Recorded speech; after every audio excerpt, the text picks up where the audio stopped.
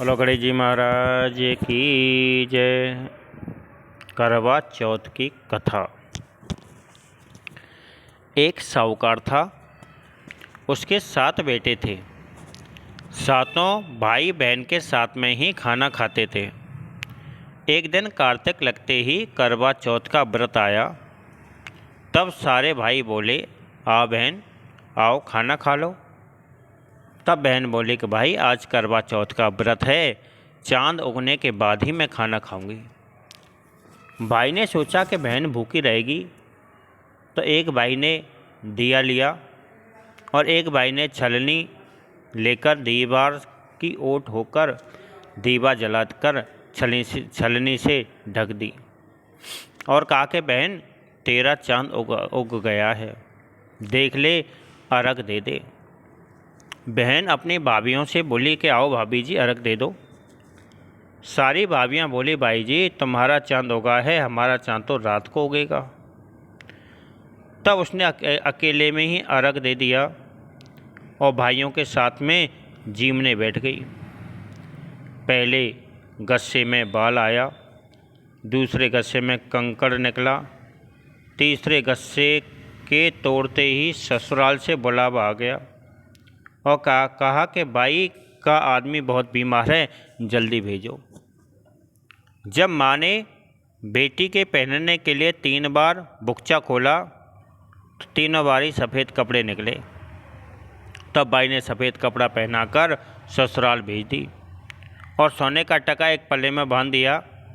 बोली कि रास्ते में कोई भी मिले उसके पैर छूती जाना और जो सुहाग का आशीर्वाद दे उसे ये टका देकर पल्ले की गांठ बांध लेना। बेटी से यह कहकर विदा कर दी। जब रास्ते में जो मिले उसके पैर छीती गई। सबने आशीर्वाद दिया कि शीली हो, सबीली हो, बहुत बहुत भाइयों की बहन हो, अपने भाइयों का सुख देख। उनमें से किसी ने भी सुहाग का आशीर्वाद नहीं दिया। ससुराल में पहुंचने पर छोटी ननद खड़ी थी। वह उसके पैर लगी तो वह कहने लगी कि शीली हो, सपूती हो, 7 पुत्रों की माँ हो, मेरे भाई का सुख देख। यह सुनकर उसने तभी 7 गांठ बांध ली और सोने का टका ननद को दे दिया। अंदर गई तो सास ने पीड़ा नहीं बिछाया और बोली कि ऊपर चली जा, वहीं मरा पड़ा है, वहाँ जाकर बैठ जा। वह ऊपर गई तो उसने देखा उसका पति वह मरा हुआ पड़ा है। वह वहीं बैठ गई और उसे सेवने लगी। उसकी सास बची कुची रोटी दासी को देकर कहती है कि बहू से बड़ी को रोटी देकर आ।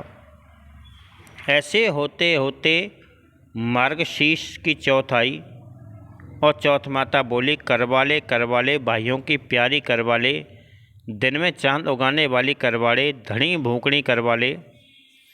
तब वह चौथ माता को देखकर बोली कि माता तुम्ही ने उजाड़ी है, तुम ही सुधारोगी, मुझे तो सुहाग देना पड़ेगा।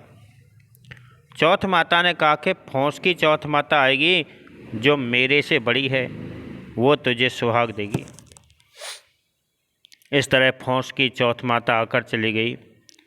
माघ की, फागुन की, चैत की, बैसाख की, जेठ की, आषाढ़ की, सावन की, भादों की, सारी चौथ माता यही जवाब देकर चली गईं कि अगली चौथ माता जो आएगी उससे कहियो, वह तुझे सुहाग देगी।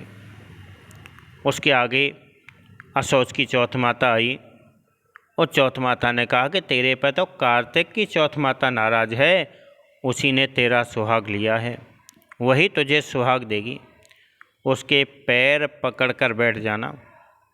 यह कहकर वो चली गई।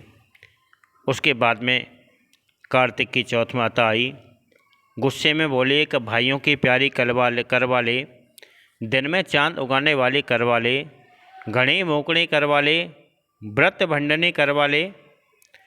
तब साहूकार की बेटी पैर पकड़कर बैठ गई और रोने लगी। हाथ जोड़कर बोले कि चौथ माता, मेरा सुहाग तेरे हाथ में है, तुम्हें देना पड़ेगा। चौथ माता बोली कि छोड़ पापनी हत्यारिन, मेरा पग क्यों पकड़कर बैठ गई है। वह बोले कि माता मेरे से बिगड़ी है, अब तुझे ही सुहाग देना पड़ेगा। चौथ माता राजी हो गई और आँख में से काजल निकाला, नाखून में से मेहंदी निकाली और टीका में से रोली निकालकर चींटली उंगली का छींटा दे दिया। देते ही उसका पति उठकर बैठ गया, बोला कि मैं आज तो बहुत सोया। तब वे बोले कि तुम काहे के सोहे, मुझे तो 12 महीने हो गए। तब चौथ माता ने सुहाग दिया है। तब वे बोला कि चौथ माता का उज्जवल कर। तब उनसे चौथ माता की कहानी सुनी। करवा मनसा खूब चूरमा किया और दोनों पति पत्नी भोजन करके चौपड़ पासा खेलने लग गए। नीचे से उसकी सास ने रोटी भेजी तो दासी ने आकर कहा कि वे दोनों तो चौपड़ पासा खेल रहे हैं। सास देखकर खुश हो गई, बोली कि क्या बात हुई। वह बोली कि मेरे तो चौथ माता आई है। वह कहकर सास के पैर लगी और सारी नगरी में ढिढुरा पिटवा दिया कि पुरुष की लुगाई, बेटे की माँ, सब कोई चौथ माता का व्रत करो। 13 चौथ करो, नहीं तो 4 करो, नहीं तो 2 चौथ तो सब कोई करो। हे चौथ माता, जैसा साहूकार की बेटी का सुहाग दिया वैसा सबको देना, हमें भी देना। कहते सुनते हुंकार भरते अपने सारे परिवार को सुहाग देना। बोलो चौथ माता की जय।